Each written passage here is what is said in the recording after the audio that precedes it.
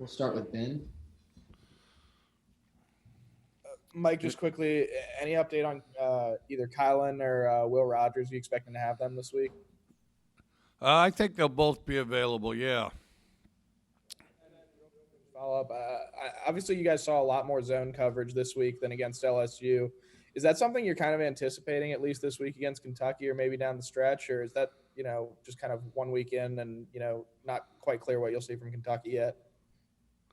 Well, we've always anticipated. I mean, we've over the years we've seen a lot more zone than we have man.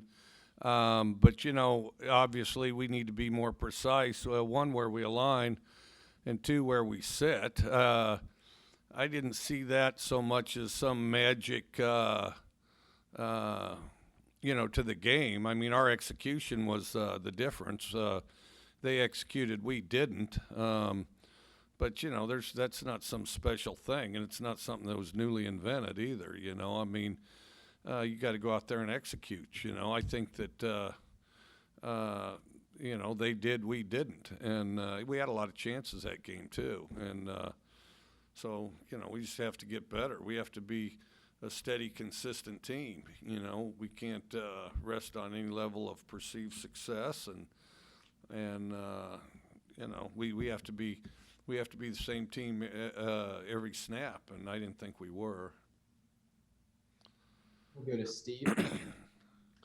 Coach KJ's had a handful of turnovers in 2 games. As his position coach and play caller, how do you kind of manage him where he doesn't kind of go in a shell there and continues to be aggressive, but perhaps be a little more careful with the football?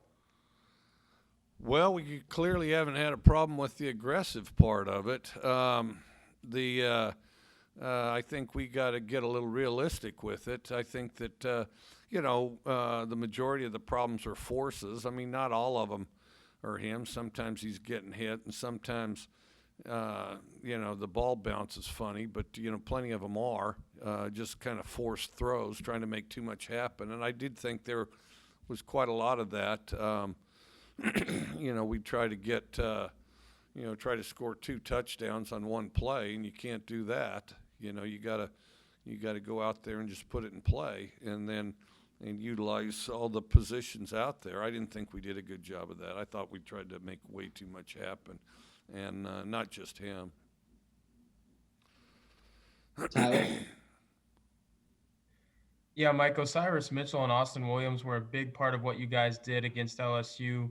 I know Osiris had some catches against Arkansas, but I don't think Austin had any. How do you get those guys more involved, and how much of a factor do you want those guys to be every week? It seems like they were pretty reliable in week 1. Yeah, they definitely were. We got to protect. I think it all starts with protection.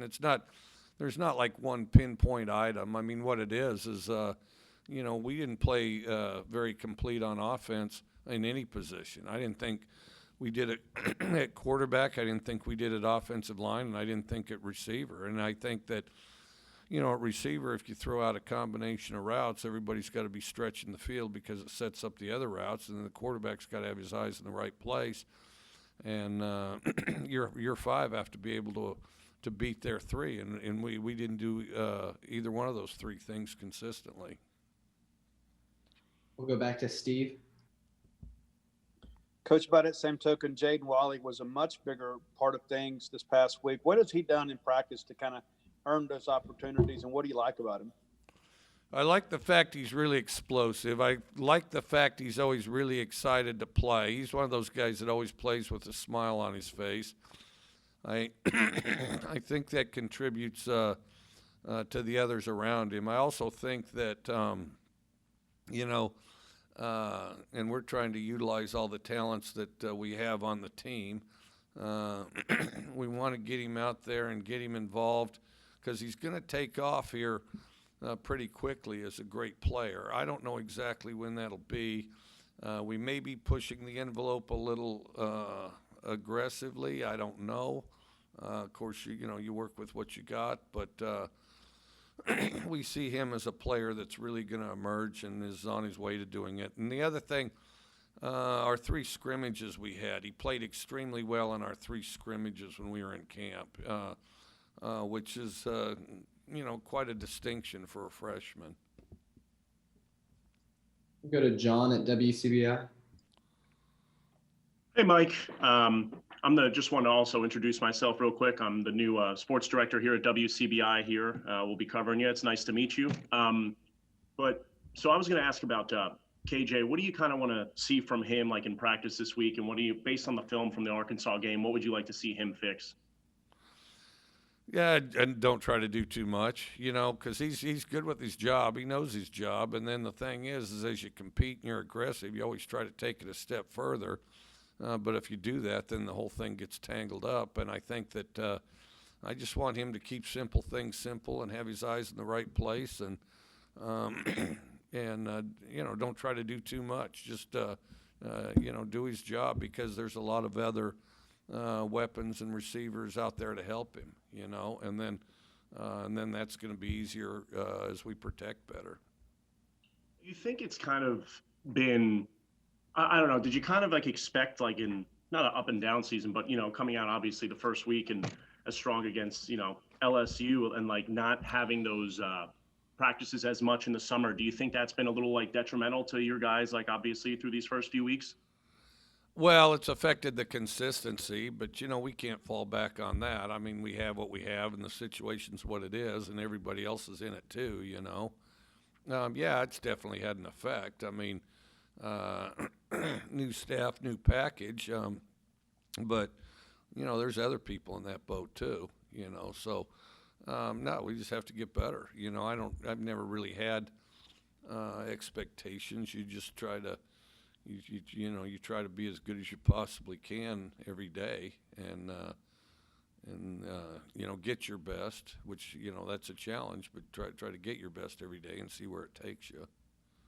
It's like Bill Walsh wrote a book. The title was "The Score Will Take Care of Itself," and that's an accurate statement. But you have to have the discipline to just focus on your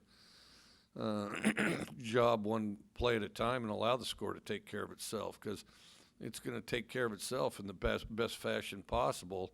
If you're focused in, one play at a time and what you're immediately doing, rather than allowing distractions to put you on a roller coaster. So,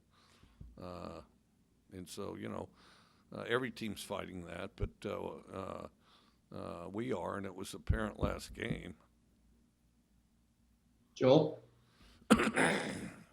Couple things real quick. Mike, first off, just what have you seen out of Kentucky so far, your impressions of them, and what you guys will have to look out for on Saturday? Tough, gritty team. It'll be a contrast of they want to run the ball and use the clock. We're going to throw it. They're good on defense. Both defenses, I think, are starting to kind of take shape. I know they gave up some points, but a lot of them were shots, kind of shots that hit for Mississippi or Ole Miss, I think, and but down in and down out, they played better than the score suggests. And also, you're returning to Kentucky, where, of course, you were once an assistant. Have you been back to Kentucky as a head coach? And I guess just what's kind of the feelings like returning to Kentucky? Not as a head coach. I did a book signing there. I've been to Kentucky a couple times. It's a great place. I have a lot of friends there. It's just a gorgeous city, Lexington is, and a great setting for a football game.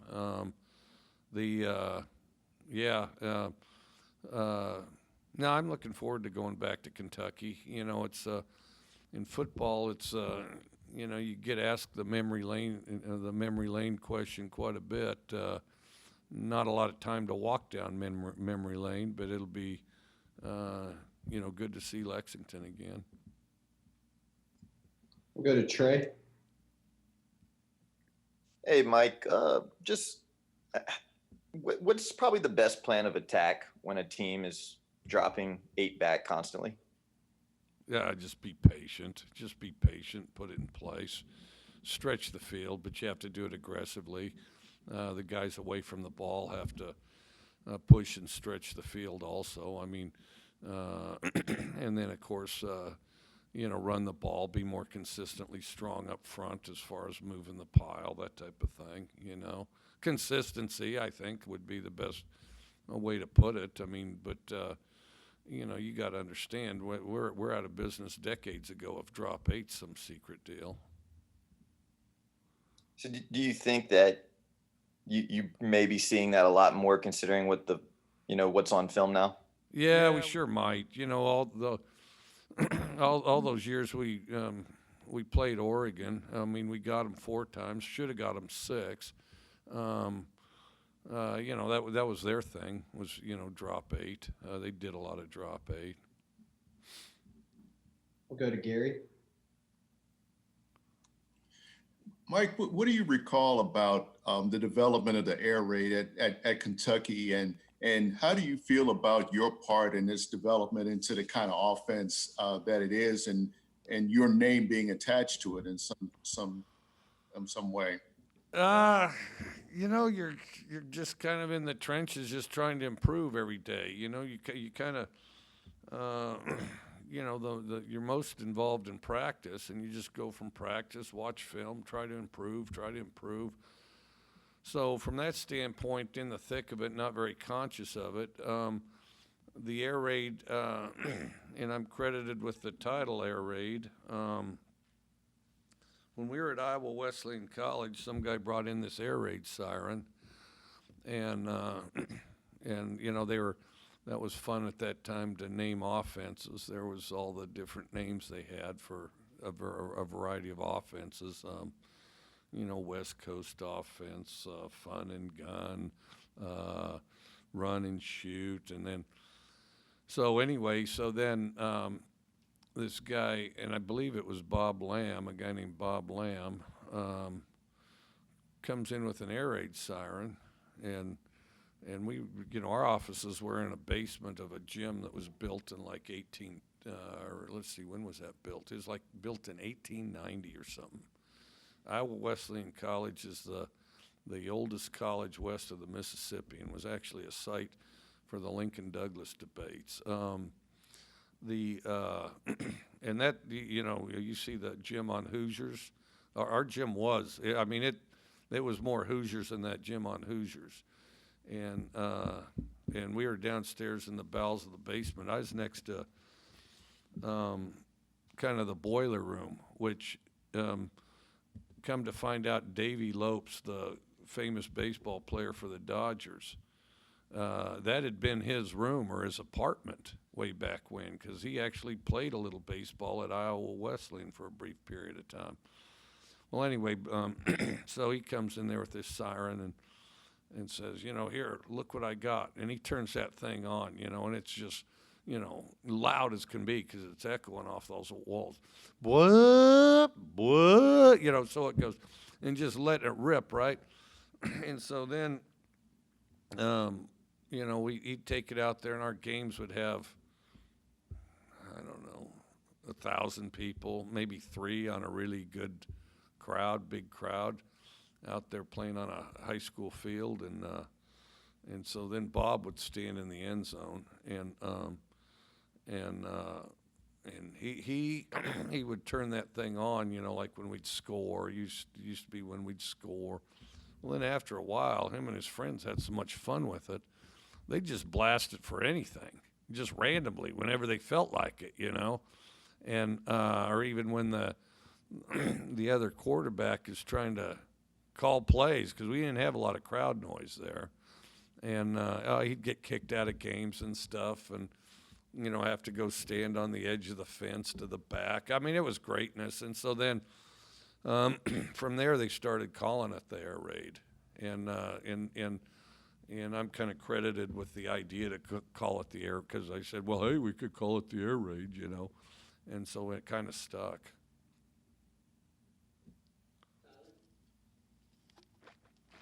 Well, first of all, I hope that's not the last time we hear you do an air raid siren, Mike. I didn't do it very good. I bet I could do it better. I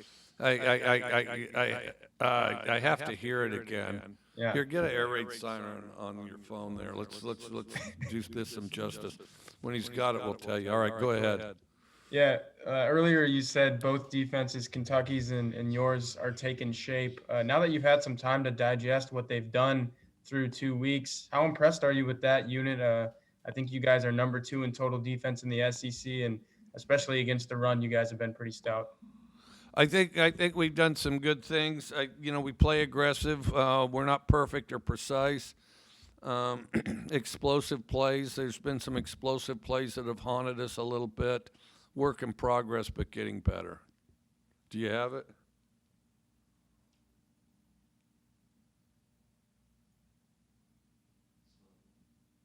All right, it's loading up. All right, next question. We'll go to Steve. Coach, how was yesterday's practice, and how do you feel like the team, and specifically KJ, kind of responded when you guys had a chance to get out there and clean up a little bit? Well, I think that coming in, I mean, everybody's disappointed and upset, and then we did the kind of the post evaluation of things, where we felt short, what needs to be different, and the biggest thing is it's one of those things that as a coach, you fear all week that there might be a letdown, and you try to deliver the message. We failed to do that, so that's our fault. And there's anytime you're trying to reach a group, you're trying to try as many ways as you can, and obviously we needed to figure out a better one. But as far as the lift and the practice, it was very enthusiastic, and guys ran around. I think, because I do think we have a group that is quite committed, but we have a lot of guys that haven't played a great deal, a bunch of people that haven't really played. So, it's not just how hard you have to work to prepare all week to win a game. It's also, the timing and situationally when to really let it go. And I think, we're improving on that. I hope. I mean, it looked like we were yesterday. We'll see how it goes Tuesday. Ben? Mike, you mentioned KJ, and obviously he's a guy that's played a lot of snaps and can rebound from an interception here or there. But at least in practice and coming off the game yesterday, how has he kind of responded, and what's kind of been his process to responding to Saturday? Analytical, like good quarterbacks are analytical. Because the only way you really get to be any good is to have honest evaluation, and a lot of that's going to be painful. And so I think that'd be the best way to describe it. Go to Dick Gabriel. Hey, Mike, I'm wondering if you keep in touch with Hal Mummy, what kind of advice he might have given you when you became a head coach, and do you guys make it down to Key West at all anymore? I do keep in touch with Hal. We have met up in Key West. It's been a long time. We talk back and forth really on all kinds of things. Football's never far from being one of the topics. He's doing a lot of clinics and things nowadays. So he's still definitely involved. I mean, he'll always be involved in football. I can promise you that. Whether he's got a team or not, he's always in the thick of it, and with coaches, drawing stuff up, drawing things up on napkins, sometimes cloth napkins, and we've had some funny expressions on waiters' faces over the years as he can't find paper, so he grabs a cloth napkin and starts drawing stuff, so he's still in it front and center. You got it? Okay, here we go.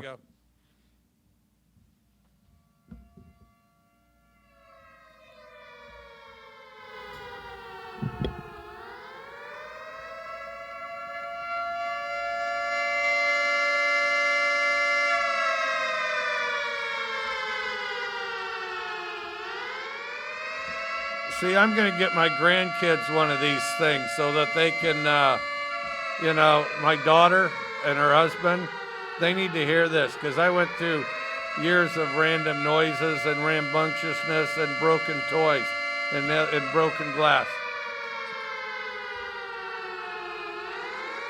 We'll jump to Tyler Horka, and that'll take us home. I'm going to buy each of my grandkids one of those. Go ahead. Well, now that you've heard it again, give us your best shot at it again. It was slower than I went. I can't do it. I'll have to work on it. Maybe next time. I gotta work on that. Yeah. But you played one game at home and one game on the road, and given the oddness that is crowds with this COVID thing going on, did you notice any stark differences, or do you feel like home field advantage and going on the road is basically been kind of wiped out?